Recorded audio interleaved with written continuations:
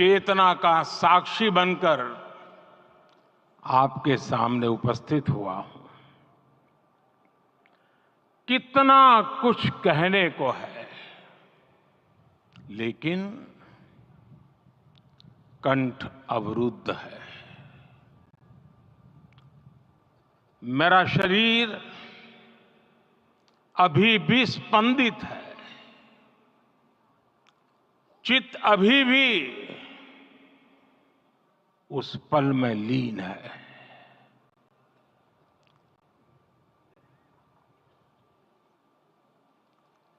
हमारे रामलला अब टेंट में नहीं रहेंगे।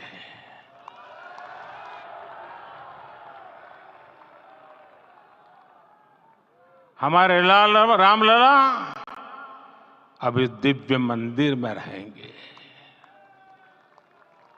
मेरा पक्का विश्वास है, अपार श्रद्धा है कि जो घटित हुआ है, इसकी अनुभूति देश के, विश्व के कोने कोने में राम भक्तों को हो रही होगी। ये क्षण अलौकिक है, ये पल पवित्रतम है। ये माहौल, ये वातावरण, ये ऊर्जा, ये घड़ी प्रभु श्री राम का हम सब पर आशीर्वाद है। 22 जनवरी 2024 का ये सूरज एक अद्भुत आभा लेकर आया है। 22 जनवरी 2024 ये कैलेंडर पर लिखी एक तारीख नहीं, ये एक नए काल चक्र का उद्गम है।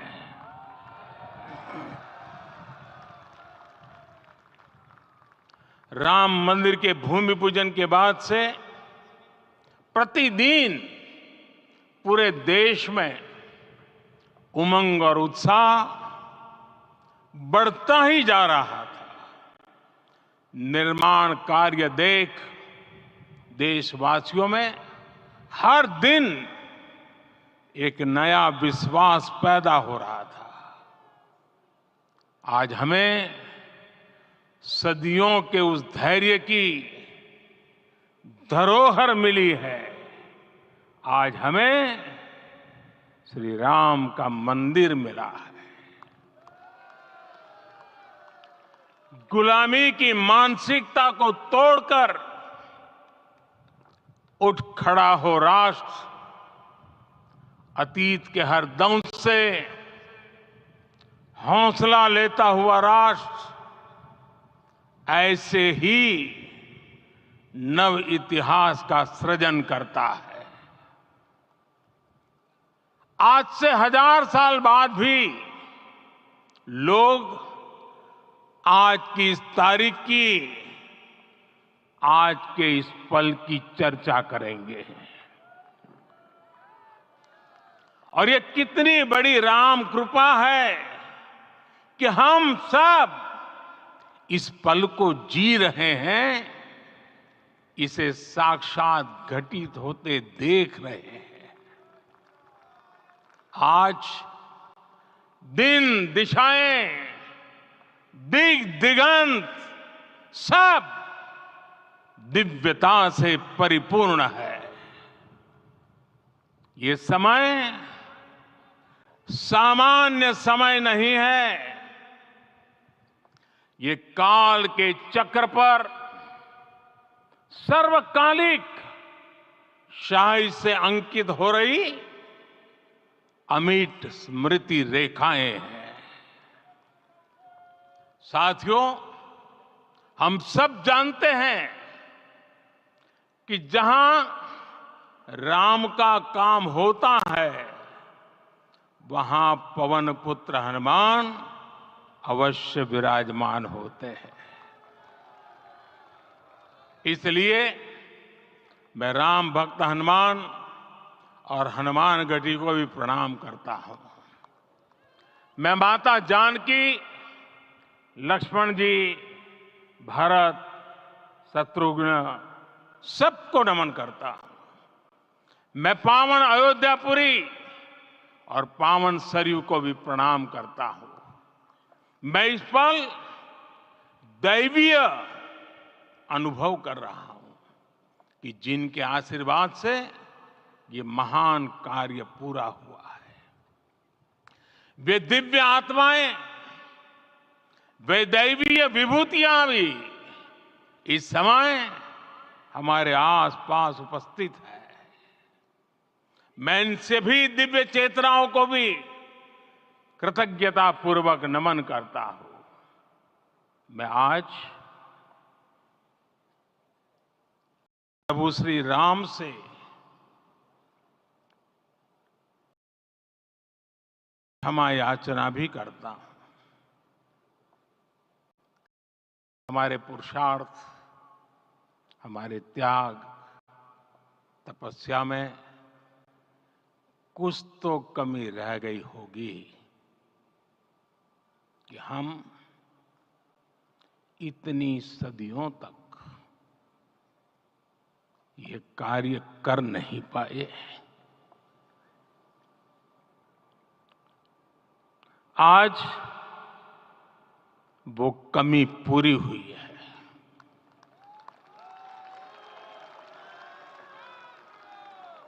मुझे विश्वास है प्रभु राम आज हमें अवश्य क्षमा करेंगे। मेरे प्यारे देशवासियों, त्रेता में राम आगमन पर पूज्य संत तुलसीदास जी ने लिखा है, प्रभु बिलो की हर से पुरबासी, जनित वियोग विपत्ति सबनासी। अर्थात प्रभु का आगमन देकर ही सब अयोध्यावासी, समग्र देशवासी हर्ष से भर गए। लंबे वियोग से जो आपत्ति आई थी उसका अंत हो गया। उस कालखंड में तो वो वियोग केवल 14 वर्षों का था। तब भी इतना असह्य था। इस युग में तो अयोध्या और देशवासियों ने सैकड़ों वर्षों का वियोग सहा है। हमारी कई कई पीढ़ियों ने वियोग सहा है। भारत के तो संविधान में उसकी पहली प्रति में भगवान राम विराजमान है। संविधान के अस्तित्व में आने के बाद भी दशकों तक प्रभु श्री राम के अस्तित्व को लेकर कानूनी लड़ाई चली। मैं आभार व्यक्त करूंगा भारत की न्यायपालिका का, जिसने न्याय की लाज रख ली।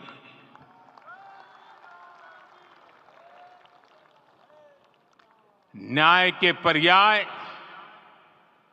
प्रभु राम का मंदिर भी न्यायबद्ध तरीके से ही बना। साथियों, आज गांव-गांव में एक साथ कीर्तन संकीर्तन हो रहे हैं।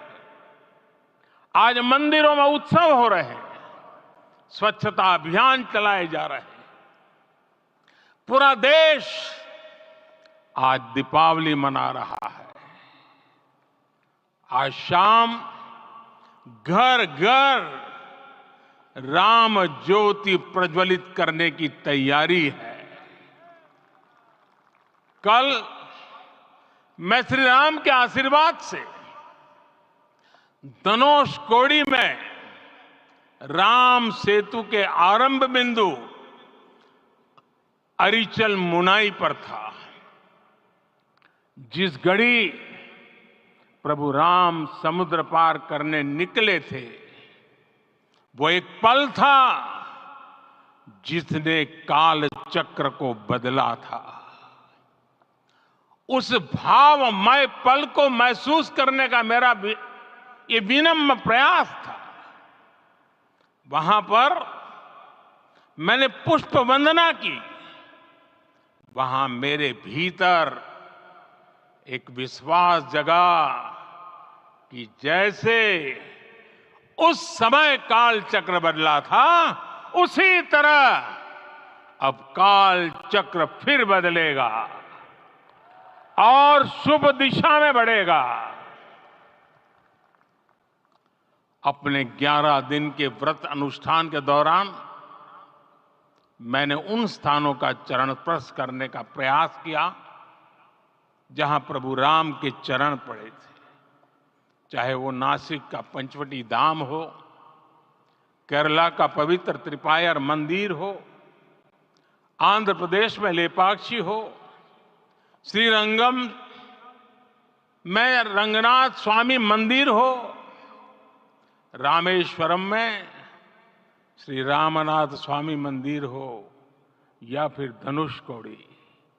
मेरा सौभाग्य है कि इसी पुनीत पवित्र भाव के साथ मुझे सागर से सरयू तक की यात्रा का अवसर मिला। सागर से सरयू तक हर जगह राम नाम का वही उत्सव भाव छाया हुआ है। प्रभु राम तो भारत की आत्मा के कण कण से जुड़े हुए हैं। राम भारतवासियों के अंतर मन में विराजे हुए हैं। हम भारत में कहीं भी किसी की अंतरात्मा को छुएंगे तो इस एकत्व की अनुभूति होगी, और यही भाव सब जगह मिलेगा। इससे उत्कृष्ट, इससे अधिक देश को समायोजित करने वाला सूत्र और क्या हो सकता है।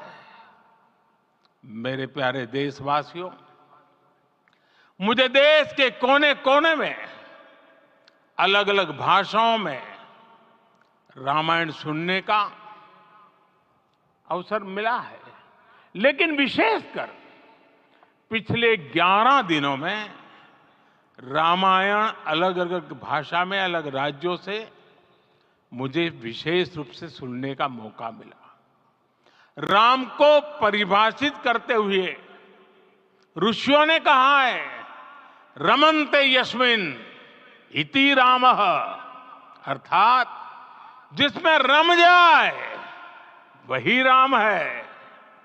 राम लोक की स्मृतियों में, पर्वत से लेकर परंपराओं में सर्वत्र समाये हुए हैं।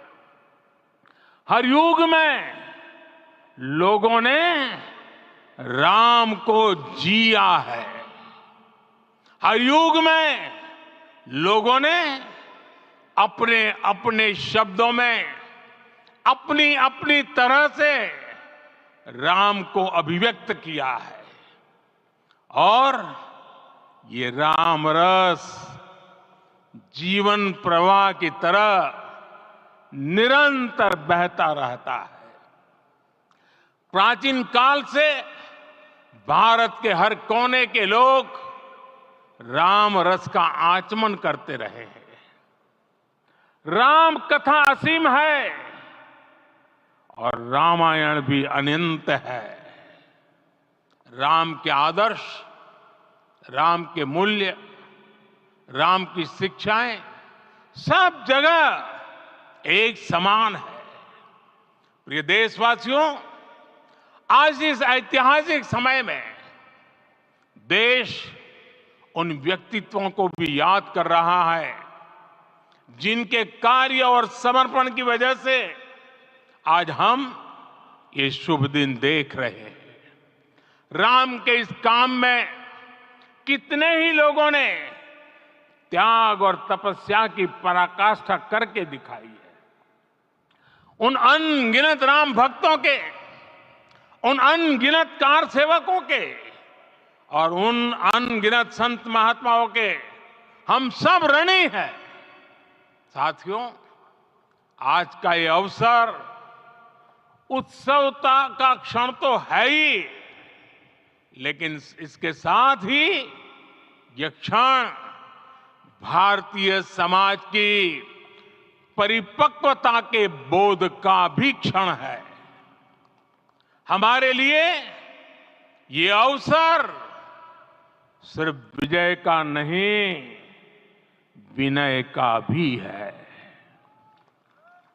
दुनिया का इतिहास साक्षी है कि कई राष्ट्र अपने ही इतिहास में उलझ जाते हैं। ऐसे देशों ने जब भी अपने इतिहास की उलझी हुई गांठों को खोलने का प्रयास किया, उन्हें सफलता पाने में बहुत कठिनाई आई, बल्कि कई बार तो पहले से ज्यादा मुश्किल परिस्थितियां बन गई। लेकिन हमारे देश ने इतिहास की इस गांठ को जिस गंभीरता और भावुकता के साथ खोला है, वो ये बताती है कि हमारा भविष्य हमारे अतीत से बहुत सुंदर होने जा रहा है। वो भी एक समय था जब कुछ लोग कहते थे कि राम मंदिर बना तो आग लग जाएगी।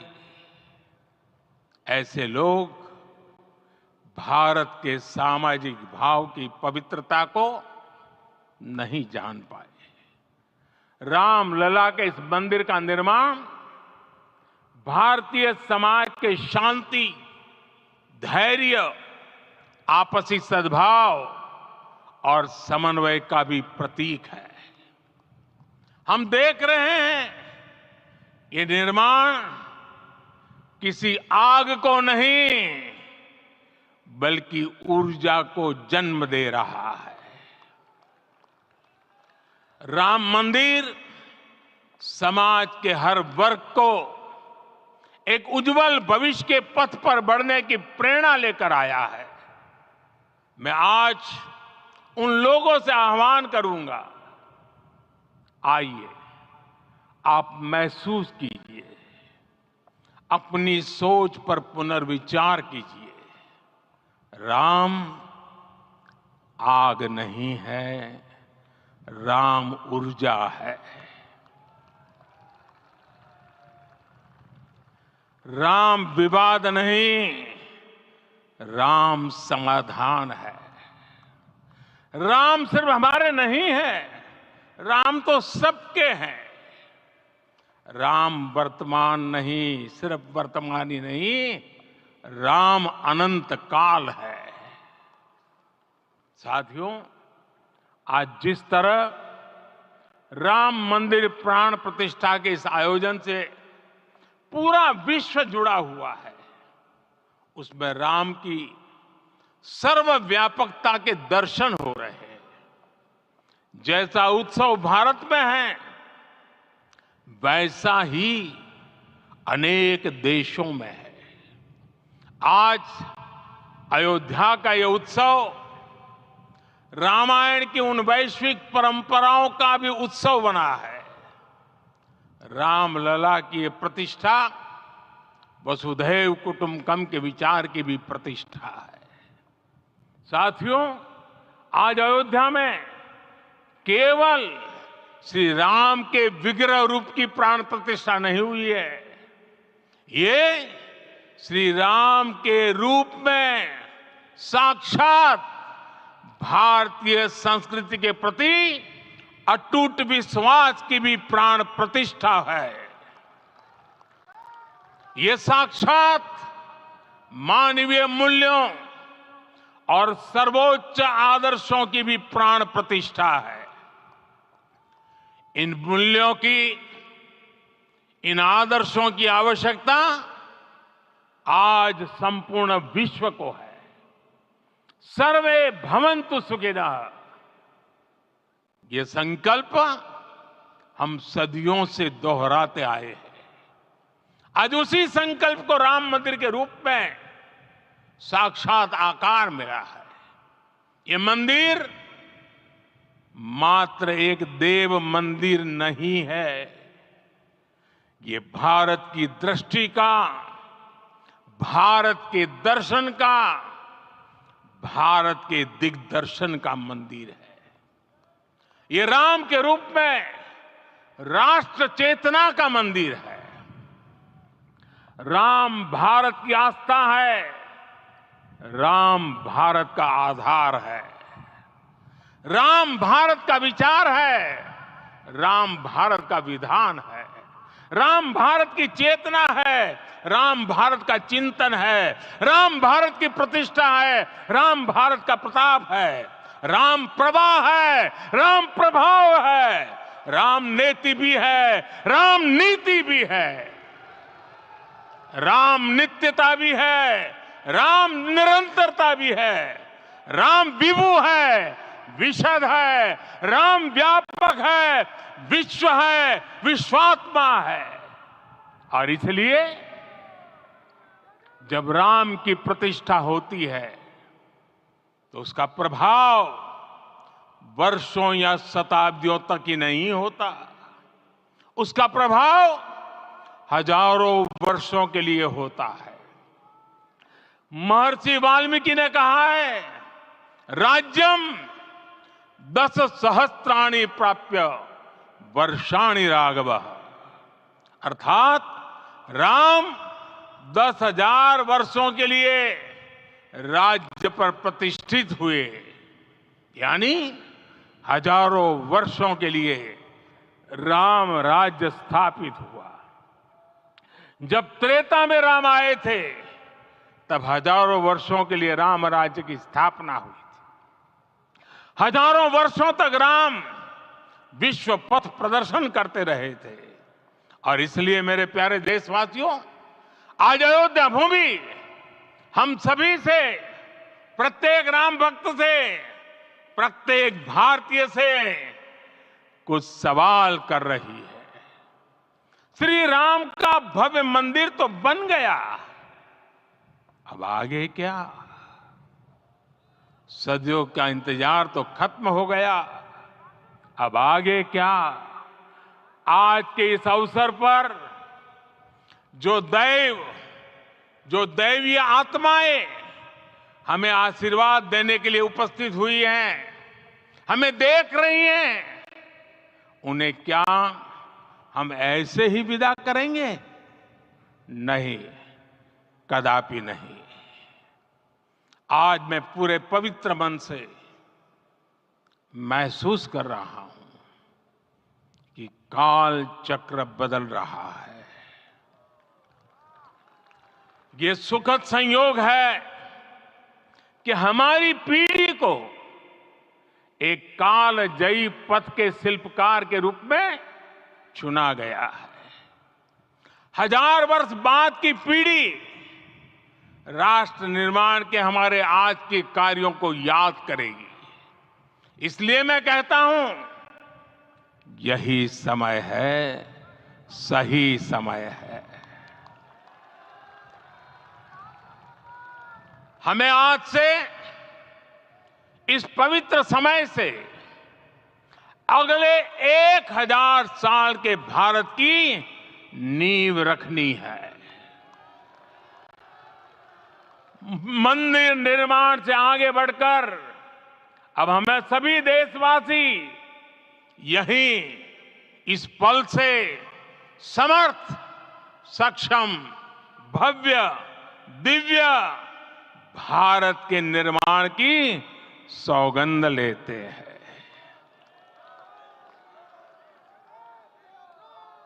राम के विचार मानस के साथ ही जनमानस में भी हो, यही राष्ट्र निर्माण की सीढ़ी है। साथियों, आज के युग की मांग है कि हमें अपने अंतःकरण को विस्तार देना होगा। हमारी चेतना का विस्तार देव से देश तक, राम से राष्ट्र तक होना चाहिए। हनुमान जी की भक्ति, हनुमान जी की सेवा, हनुमान जी का समर्पण, ये ऐसे गुण हैं जिन्हें हमें बाहर नहीं खोजना पड़ता। प्रत्येक भारतीय में भक्ति, सेवा और समर्पण के भाव समर्थ, सक्षम, भव्य, दिव्य भारत का आधार बनेंगे। और यही तो है देव से देश और राम से राष्ट्र की चेतना का विस्तार। दूर सुदूर जंगल में, कुटिया में जीवन गुजारने वाली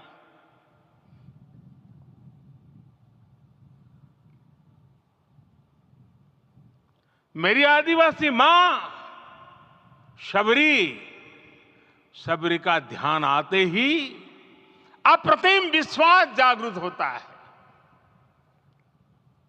मां शबरी तो कब से कहती थी, राम आएंगे।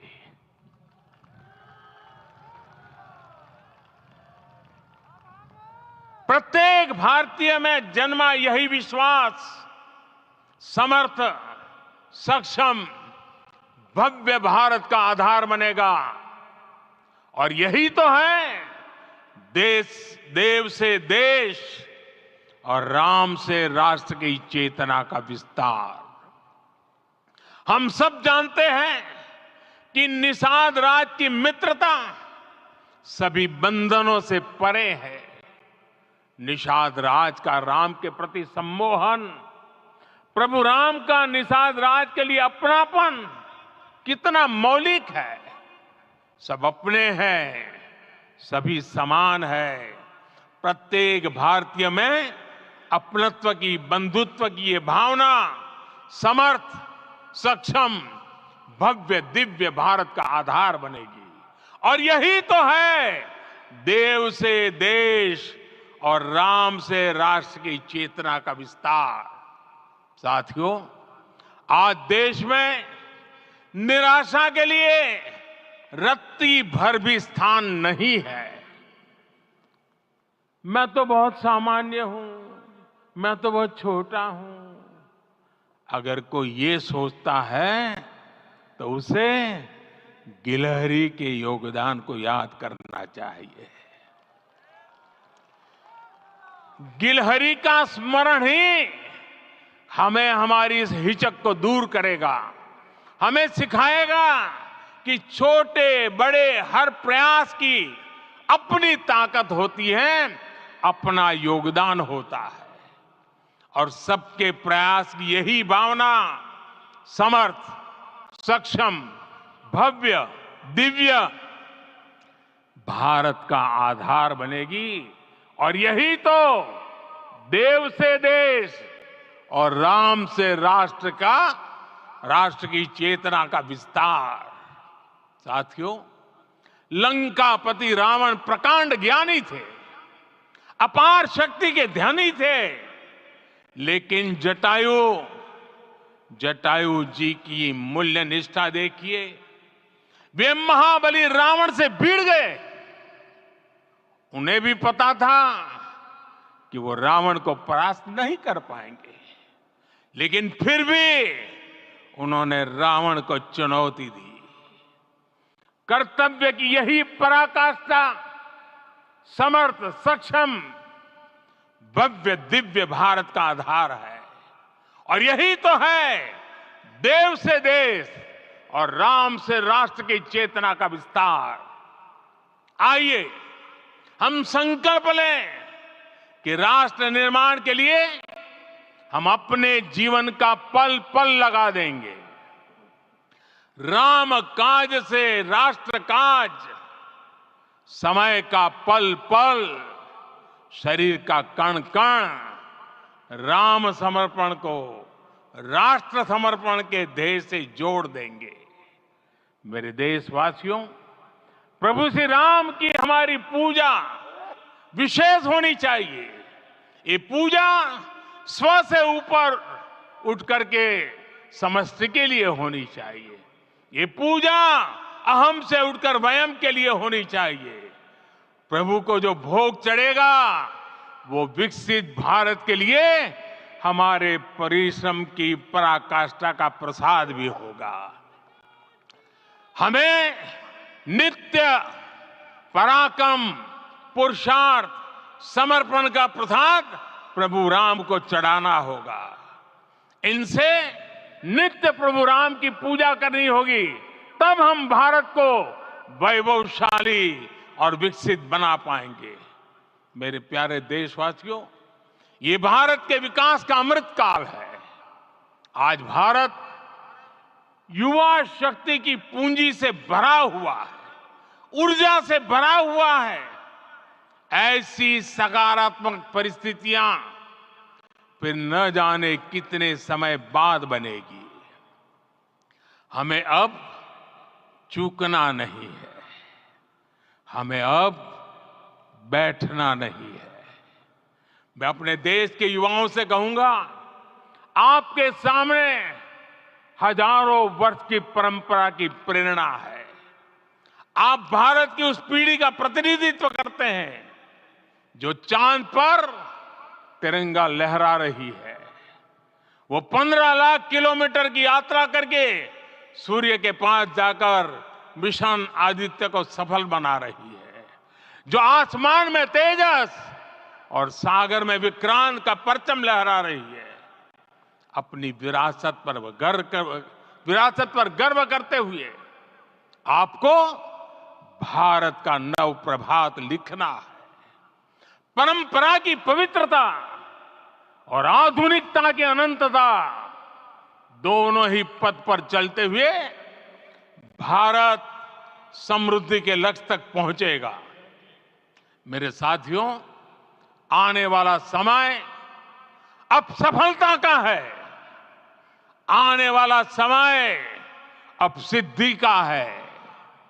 ये भव्य राम मंदिर साक्षी बनेगा भारत के उत्कर्ष का, भारत के उदय का। ये भव्य राम मंदिर साक्षी बनेगा भव्य भारत के अभ्युदय का, विकसित भारत का।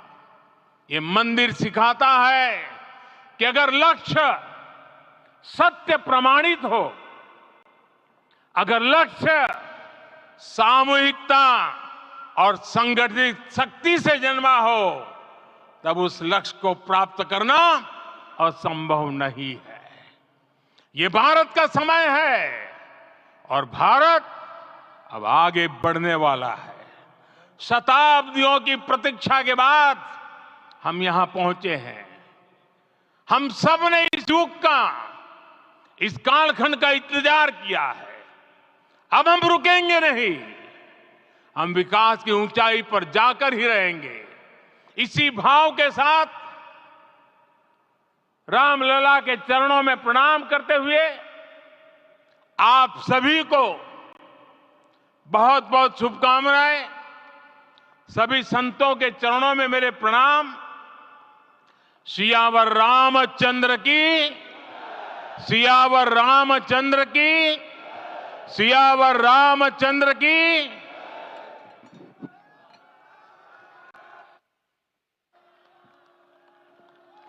मैं आपसे निवेदन करूंगा, अभी थोड़ा आसन ग्रहण करिए।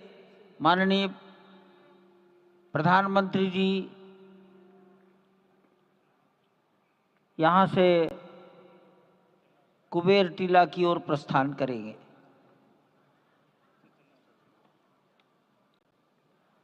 माननीय प्रधानमंत्री जी के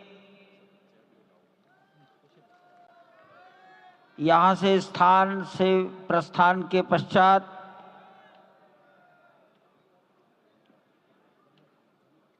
हमारे महंत नृत्य गोपाल दास जी के शिष्यगणों से निवेदन करूंगा, मंच पर आकर उनको नीचे की ओर ले जाए।